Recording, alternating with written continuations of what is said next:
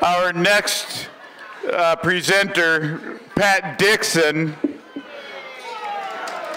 was a Cook Inlet drift gill netter from 1977 until 1997, when after 2 years of fishing with Rob Seitz as his deckhand, he decided he couldn't take it anymore and sold his boat and permit, quit his damn job, and left Alaska forever. Unfortunately, Rob followed him south. Please welcome Pat Dixon.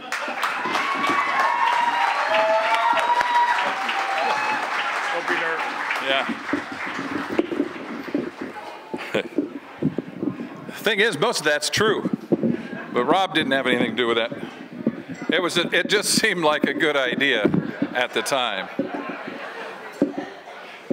And I'm here to tell you, I fished with Don for a lot of those 20 years. And all those stories he told you were true. So, we had a reader up here earlier, and I can't remember her name, but she talked about us. She was the one with the skiff, and she talked about her first day fishing. Annie?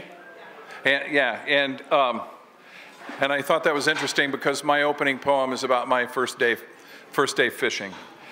They used to call deckhands boat pullers because you'd pull in the net without hydraulics and stuff. I was fortunate enough to fish during the age of hydraulics. But this is titled Boat Puller for my skipper, Jim. We were alone on the boat, a green deckhand and a middle-aged Norwegian riding emerald rollers sprinkled with drops of gold in the late afternoon sun. And though you were teaching me how to get a salmon out of the bag without popping the mesh, I was somewhere else. Off the stern, I saw myself, neck deep in Indiana, floundering in all those years of not knowing who I was or how to escape who I had become. Drowning in aching nights spent hoping for the moment I might know a way to set my feet upon a path of my own. While I was picking fish with you, stunned at the sight of the sea so near and the mountains filling the western sky, I thought of dry Midwestern cornfields and of lost empty days filled with a wish to leave, but nowhere to go. You bent over a red to show me how to use a fish pick, never realizing what was happening to me, how you were stripping away the web of my past life, pulling me through to solid ground.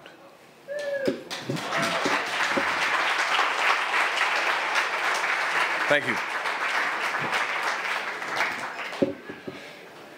It's gotten to the point where I have enough poems that I can, when I try to pick what I'm going to read, I try to pick some that tell you about why we do what we do, and other ones about why it's a love-hate relationship.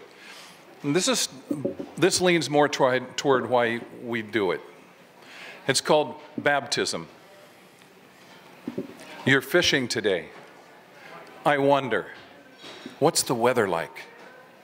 Here by the bay, it's warm and sunny. A light breeze carries salt haze in with the tide. The Olympics are lost in the mist. Two women sit in the shade of a green umbrella, discuss polar bears and melting Arctic ice. I imagine you on the back deck in a choppy sea, head down, bent to the work. Pull cork and lead lines apart, reach inside, lift a sockeye out of the bag. Orange gloved hands strip web from gills, and the glistening fish tumbles to the deck, spins like a coin until it stops against another silver blue body. One unblinking eye stares up at your hooded face, dark and sharp against the brightest sky it has ever seen, no water to filter the light, the last images ever transmitted to an uncomprehending brain. There are 40,000 extinct species in the United States, says the woman in the flowered dress. I think she must mean insects, plants, and animals all combined. I wonder if I've ever glanced at one tiny life underfoot, never realizing it's the last of its kind. Or the bat we chose not to kill last night after it flew into the house, herded the dogs into the office, and closed the door before throwing a blanket over it to carry outside and set free. How many of that species are on the edge? If I don't have a way of knowing, aren't I obliged to act as if they all are? Aren't they? Aren't we? I see you at the wheel, running west, looking for jumpers. You stand wide-legged on the bridge, oilskin coat flapping in the wind. You reach back, pull it forward, snap it closed as the bow slams into a wave. Your legs flex with the jolt. You duck your chin, hide your face under the bill of your cap, and the spray ascends and washes over you. Dripping, you look up. In the distance, a small splash among the white caps and scattered kelp signals a school is moving through. You turn hard to starboard to get ahead of them.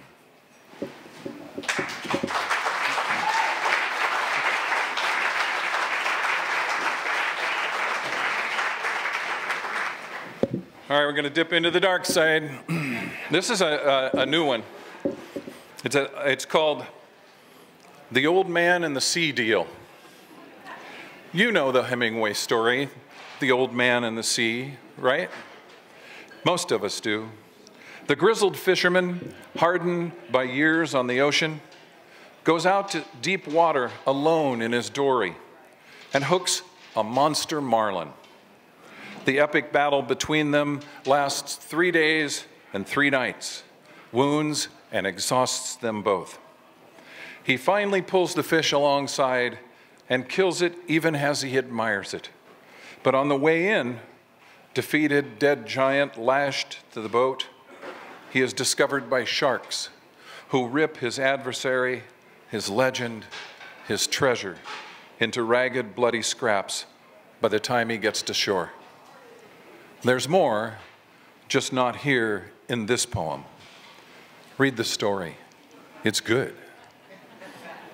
Maybe this is the revenge tale. My last day fishing ever on Cook Inlet, after 20 years, came and went without me realizing it. On that day, I caught my second salmon shark. A close relative of the great white, salmon sharks are half the size of their large cousins. Teeth tangled in my net like the first one I caught and released a decade earlier. This one rang dollar signs in my head. I decided to keep it, fetching a good price, I thought, for shark steak in the local restaurants. We pulled her on board with hydraulics, a 1/4 ton of muscle, and bad attitude with a deck bucket of razors on the business end and a tail that could snap a man's leg on the other. She thrashed when hoisted out of the water, frenzied jaws snapping as she whipped and bucked, and once aboard, she filled the stern while we moved out of the way. She was remarkably calm when we slit her gills, so she would bleed out. Imagine a knife in the lung. Had I remembered, I might have thought to say, "This is for Santiago," but I didn't. Had I thought twice, I may have realized keeping her meant ending her. Just one among many, you might counter. What's the big deal? The big deal was how she fought like Santiago's marlin, how she was bigger than life, even in her last moments. And the biggest deal was that it was mercenary. That year, sharks were everywhere in Cook Inlet, The restaurants had been buying all season, but sales had slowed. No one wanted her, except to teach me a lesson about greed. The deal was, it was all for nothing.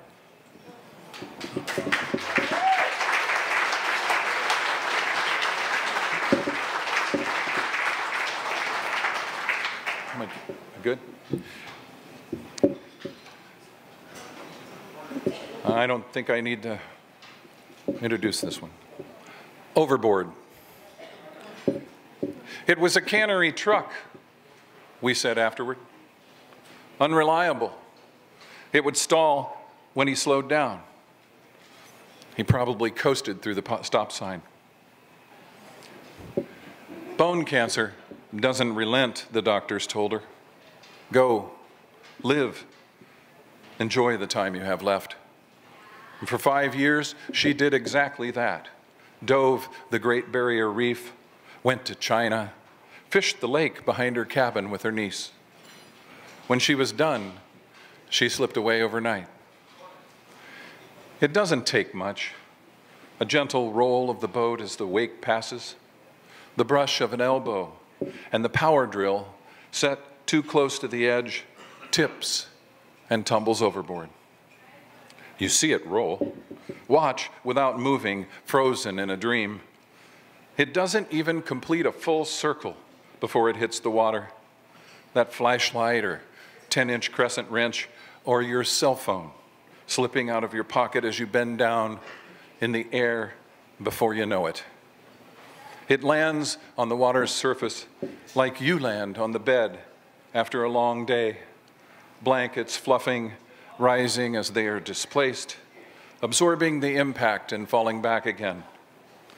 Only the water moves aside, and your knife, the one you spent all those seasons sharpening, the one you got in France years ago on vacation, a gift from the vendor who loved that you were a commercial fisherman and insisted you take it, is suddenly out of reach, beneath the surface, fading, getting smaller and dimmer as it recedes from you and all your memories of it, out of your grasp, forever, in an instant. Like your friend who tipped over the edge after the struggle to hang on to the rail while the disease rolled under her. Or the buddy who was brushed away in the morning light when a car crested the hill and elbowed him into the air before he knew it, a short fall into deep water.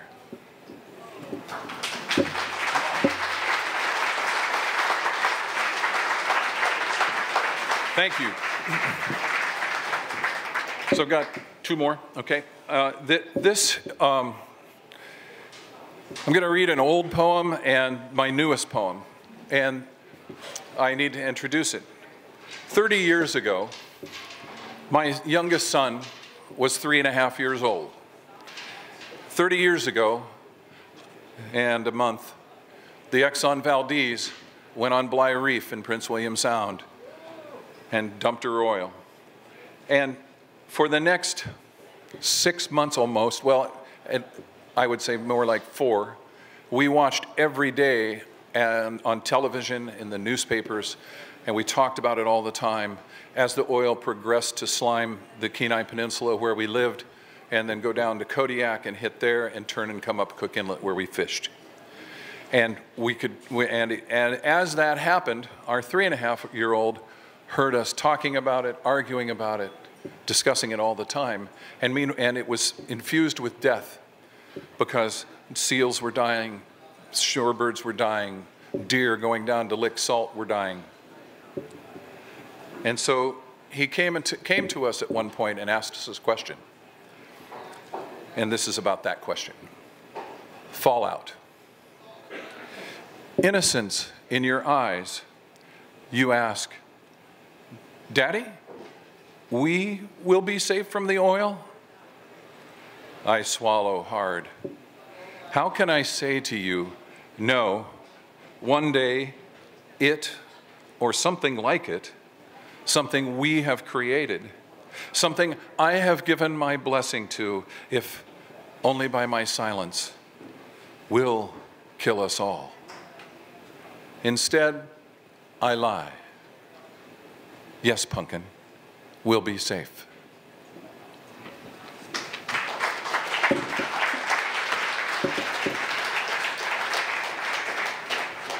"30 years later, last Sunday, we're at our family dinner with that same son and his wonderful family.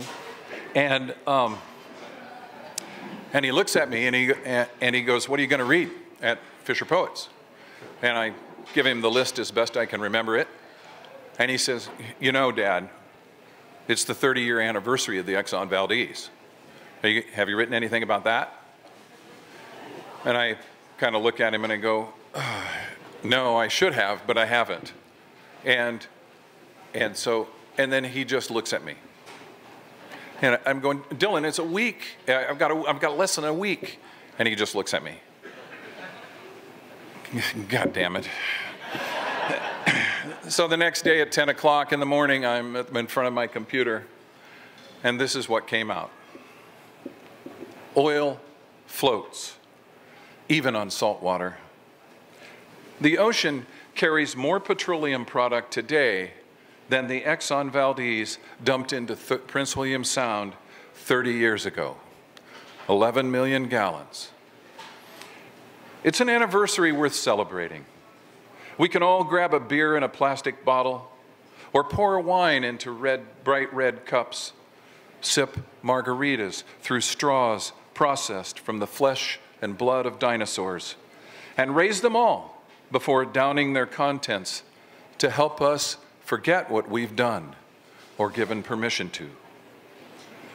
And then toss them into the sea, into landfills, gravel pits, or streams.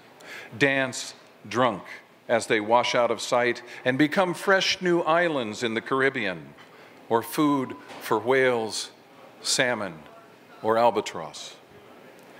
Meanwhile, drive your Hummer or F-350 to the gas station, brother.